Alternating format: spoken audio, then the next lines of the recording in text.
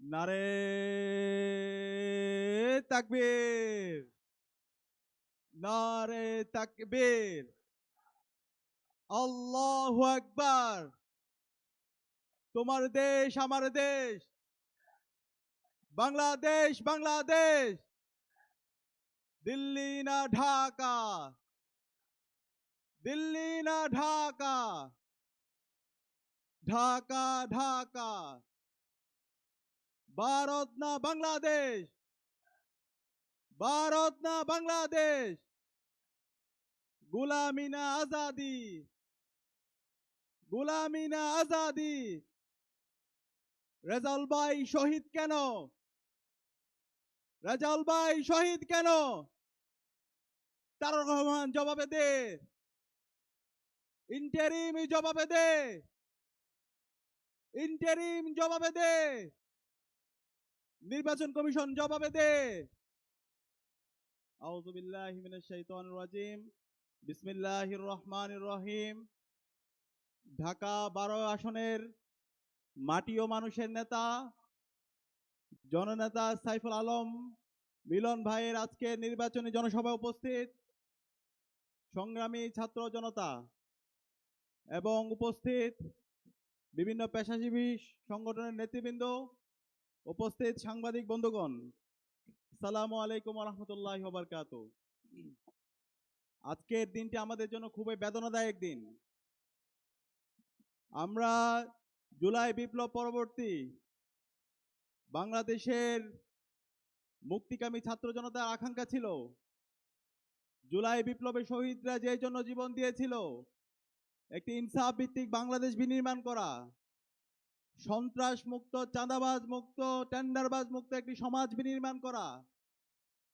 সেই বাংলাদেশ বিনির্মাণের পথে একটি দল সন্ত্রাস, চাঁদাবাজ, টেন্ডারবাজ এবং গুম খুনের সেই সংস্কৃতি ফিরে নিয়ে আসতে চায়। আমরা দেখতে পেয়েছি নির্বাচনের শিডিউল ঘোষণার পরে আধিপত্যবাদী শক্তি আমাদের ভাই শহীদ উসমান হাদিকে হত্যা করেছিল। সেই হত্যার পরে অথর্ব নির্বাচন কমিশন বলেছিল সেটা একটি বিচ্ছিন্ন ঘটনা। আজ পর্যন্ত শহীদ উসমান হাদির হত্যার সাথে যেই সন্ত্রাসীরা জড়িত ছিল তাদেরকে তারা বিচারের আওতায় নিয়ে আসতে পারেনি। তারই ধারাবাহিকতায় আমরা দেখতে পেয়েছি গতকাল শেরপুরে বাংলাদেশ জামাত ইসলামীর উপজেলা সেক্রেটারি রেজাউল করিমকে বিএনপির সন্ত্রাসীরা কুপিয়ে হত্যা করেছে। একই সাথে রেজাউল ভাইয়ের সাথে 100 জন নাগরিককে তারা গুরুতরভাবে আহত করেছে। এখন পর্যন্ত নির্বাচন কমিশন, আইন শৃঙ্খলা বাহিনী এবং এই অথর্ব ইন্টারিম সরকার এই বিএনপির সন্ত্রাসীদেরকে বিচারের আওতায় নিয়ে আসতে পারেনি। আমরা আশা করেছিলাম যে বিএনপি গত 16 বছরে মজলুম ছিল, যে বিএনপি গত 16 বছরে আমাদের সাথে ফ্যাসিবাদ বিরোধী আন্দোলন করেছে, এই জুলাই বিপ্লব পরবর্তী সেই বিএনপি একই সাথে নতুন বাংলাদেশ বিনির্মাণ করার জন্য কাজ করবে। কিন্তু আমরা দেখতে পেয়েছি গত 1.5 বছর জুড়ে এই বিএনপি নিজেদের মধ্যে চাঁদাবাজি, টেন্ডারবাজি, নিজেদের মধ্যে সন্ত্রাস এবং খুনের রাজত্ব কায়েম করেছে। আমরা দেখতে পেয়েছি বিএনপি গত 1.5 বছরে নিজেদের মধ্যে অন্তকুন্দলে 200-এর অধিক মানুষকে তারা হত্যা করেছে। যে বিএনপি নিজেদেরকে হত্যা করে, নিজেদের মধ্যে অন্তকুন্দলে 200 মানুষকে মেরে ফেলে, সেই বিএনপির হাতে কিভাবে একটি রাষ্ট্র নিরাপদ হতে পারে? আমরা আশা করেছিলাম বিএনপির নেতা তারেক রহমান দেশে আসার পরে এই বিএনপির সংশোধন হবে এবং তিনি আসার পরে বলেছেন তার অনেক পরিকল্পনা আছে। কিন্তু আমরা দেখতে পেয়েছি এই তার পরিকল্পনার মাধ্যমে সারা দেশে নারীদের উপর হামলা হয়। গত 1 সপ্তাহে সারা দেশে আমার মা বোনদের উপরে 50-এর অধিক জায়গায় এই বিএনপির সন্ত্রাসীরা হামলা করেছে।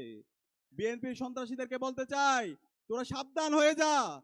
বেগম জিয়া এবং শহীদ জিয়ার যে বিএনপি ছিল সেই বিএনপি এখন নেই। বিএনপিকে এখন আপনার বড় দল বললেন না, তারা একদম ছোট দল হয়ে গেছে। বিএনপি এখন কাপুরুষের দল হয়ে গেছে। এই বিএনপি আমার মা বোনদের উপর হামলা করে, আমার মা বোনদেরকে বিবস্ত্র করার হুমকি দে, এই বিএনপি কে আমরা বলবো তোরা এই ধরনের সন্ত্রাসী কর্মকাণ্ড বন্ধ কর। আমরা তারেক জিয়াকে বলবো এই বিএনপির সন্ত্রাসী যারা আছে, বিএনপির যারা চাঁদাবাজ টেন্ডারবাজ এবং এই খুনের সাথে যারা জড়িত আছে তাদেরকে আপনারা বিচারের আওতায় নিয়ে আসেন।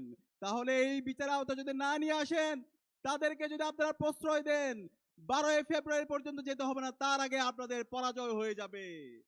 আমি বলতে চাই এই জুলাই বিপ্লবে নিষিদ্ধ ছাত্রলীগ খুনি হাসিনা ঢাকা বিশ্ববিদ্যালয়ে 15 জুলাই আমার বোনদের উপর হামলা করেছিল। এই হামলার পরবর্তীতে সারা বাংলাদেশের মুক্তিকামী ছাত্র জনতা রাজপথে নেমে খুনি হাসিনা দিল্লিতে পালাইছে। আমরা বলতে চাই এই খুনের রাজত্ব, এই আমার বোনের পর মায়ের পর হামলার কর্মকাণ্ড যদি আপনারা জারি রাখেন, আমার এই দেশের নাগরিকদেরকে যদি আপনারা হত্যা করেন, তাহলে আপনারা এই লন্ডনে পালানোর সময় পাবেন না। সে কারণে আমি বলবো এই জুলাইয়ের আকাঙ্ক্ষাকে ধারণ করেন, জুলাই বিপ্লবের শহীদদেরকে ধারণ করেন। আমরা এখন পর্যন্ত তারেক রহমানের বক্তব্যে গণভোটে হায়ের পক্ষে কোনো ক্যাম্পেইন দেখতে পাচ্ছি না। আপনি তাহলে স্পষ্ট করেন আপনি কি জুলাইকে ধারণ করেন নাকি ফেসিবাদী কাঠামোকে রেখে দিতে চান? যারা নায়ের পক্ষে ক্যাম্পেইন করছে তারা এই হাসিনার দালালি করছে, যারা নায়ের পক্ষে ক্যাম্পেইন করছে তারা ফেসিবাদী কাঠামোকে রেখে দিতে চাচ্ছে, যারা নায়ের পক্ষে ক্যাম্পেইন করছে তারা আবার বাংলাদেশে আলেম ওলামাদের উপর তারা হত্যাকাণ্ড চালাতে চাচ্ছে।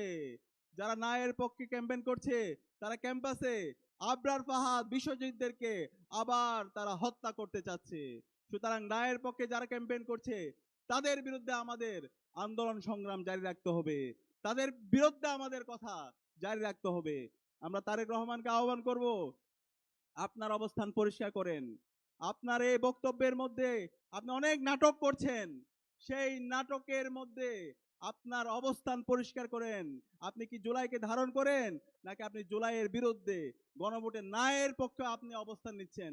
আপনার সেই অবস্থান আমরা জানতে চাই, ছাত্র সমাজ জানতে চাই। একই সাথে আজকে 11 দলীয় জোটকে আমি ধন্যবাদ জানাচ্ছি। 11 দলীয় জোট ইতিমধ্যে তাদের নির্বাচনী ক্যাম্পেইনে গণভোটে তারা হায়ের পক্ষে অবস্থান নিয়েছে। গণভোটে আমাদের হাকে বিজয় করতে হবে। আগামী 12 ফেব্রুয়ারি যেই নির্বাচন হবে, সেই নির্বাচনে আমরা যে প্রথম ভোটটা দিব সেই ভোট হচ্ছে গণভোটে হা ভোট। আপনারা কি পারবেন? এই গণভোটে হাকে বিজয় করার মাধ্যমে বাংলাদেশে আগামী 100 বছরের রাজনীতি বিনির্মাণ হবে। আগামীর 100 বছরের বাংলাদেশ রাষ্ট্র সুখী সমৃদ্ধ একটি ইনসাফ ভিত্তিক বাংলাদেশ বিনির্মাণ করার জন্য গণভোটে আমাদের হাকে জয় করতে হবে। হা মানে হলো আজাদি, আর না মানে হলো গোলামি। আমরা এই আজাদির জন্য বাংলাদেশের 18 কোটি জনতাকে সাথে নিয়ে গণভোটে হাঁকে বিজয় করবো। আমরা কি পারবো? ইনশাআল্লাহ, ইনশাআল্লাহ। একই সাথে আমাদের ইনসাফের প্রতিনিধিদেরকে এই আসন্ন নির্বাচনে ব্যাপক ব্যবধানে বিজয় করতে হবে। আমরা কি পারবো? ইনশাআল্লাহ। ইতিমধ্যে বাংলাদেশের তরুণরা সিদ্ধান্ত নিয়েছে, বাংলাদেশের 5টি ছাত্র সংসদ নির্বাচন হয়েছে, প্রতিটি ক্যাম্পাসের ছাত্র সংসদ নির্বাচনে ইনসাফের পক্ষের প্রতিনিধিরা ব্যাপক ব্যবধানে বিজয়ী হয়েছে এবং ইনসাফের প্রতিনিধিরা বিজয়ী হয়ে আসার পরে বাংলাদেশের প্রতিটি ক্যাম্পাসের আমূল পরিবর্তন নিয়ে এসেছে। আমরা ইতিমধ্যে আমাদের জবাবদিহিতা নিশ্চিত করেছি। আমরা গত 4 মাসে কি কাজ করেছি সেটা আমরা জাতির কাছে হাজির করেছি। আমরা আশা করব ইনসাফের প্রতিনিধিরা সারা দেশে নির্বাচিত হয়েছে, তারা জনগণের ক্ষমতা জনগণের হাতে তারা তুলে দিবে, জনগণের কাছে তারা জবাবদিহি করবে। আমরা একই সাথে এই নতুন বাংলাদেশে দেখতে চাই না রাজার ছেলে রাজা হবে। আপনারা কি দেখতে চান? আমরা দেখতে চাই না। আমার এই বাংলাদেশ চলে আমার এই শ্রমিকের ট্যাক্সের টাকা দিয়ে, আমার এই বাংলাদেশ চলে আমার রিক্সা চালকের ট্যাক্সের টাকা দিয়ে। রিক্সা চালকের সন্তান যদি যোগ্য হয় তাহলে সেও বাংলাদেশের প্রধানমন্ত্রী হতে পারবে। শ্রমিকের সন্তান যদি সে যোগ্য হয়, তার মেধা যোগ্যতা শ্রম দিয়ে সে বাংলাদেশের প্রধানমন্ত্রী হবে। সুতরাং রাজার ছেলে রাজা হবে, সেই নীতি আর বাংলাদেশে চলবে না। সেই জায়গা থেকে ইনসাফের প্রতিনিধিরা আজকে সারা বাংলাদেশ ব্যাপী এবং জুলাই বিপ্লব পরবর্তী 1.5 বছর জুড়ে তারা প্রমাণ করেছে এবং তারা ইতিমধ্যে ঘোষণা করেছে চাঁদাবাজের বিরুদ্ধে, টেন্ডারবাজের বিরুদ্ধে জিরো টলারেন্স ঘোষণা করেছে। সুতরাং এই ইনসাফের প্রতিনিধি সাইফুল আলম মিলন ভাইকে আমরা কি আগামী 12 ফেব্রুয়ারি ব্যাপক ব্যবধানে বিজয় করতে পারবো? ইনশাআল্লাহ। এই ঢাকার সবচেয়ে গুরুত্বপূর্ণ আসন, এই ঢাকা 12 আসন, এই কারওয়ান বাজারকে যদি আমরা সিন্ডিকেট মুক্ত করতে চাই, চাঁদাবাজ মুক্ত করতে চাই, তাহলে আমাদের ইনসাফের প্রতিনিধি সাইফুল আলম মিলন ভাইকে ব্যাপক ব্যবধানে আগামী 12 ফেব্রুয়ারি নির্বাচিত করতে হবে। আপনারা কি পারবেন? ইনশাআল্লাহ। ইনশাআল্লাহ আমি আপনাদেরকে সে উদাত্ত আহ্বান জানিয়ে আগামী 12 ফেব্রুয়ারি সকল নাগরিকরা যেন সুস্থভাবে ভোট দিতে পারে, প্রতিটি কেন্দ্রের জন্য আমরা নিরাপদ রাখতে পারি, সেই নিরাপদ রাখার জন্য অগ্রণী ভূমিকা পালন করার উদাত্ত আহ্বান জানিয়ে একই সাথে শেরপুরে রেজাউল ভাইয়ের হত্যার সাথে বিএনপির যে সন্ত্রাসীরা জড়িত আছে তাদেরকে বিচার আওতায় নিয়ে আসার উদাত্ত আহ্বান জানিয়ে আমি আমার কথা শেষ করছি। আসসালামু আলাইকুম রহমতুল্লাহ।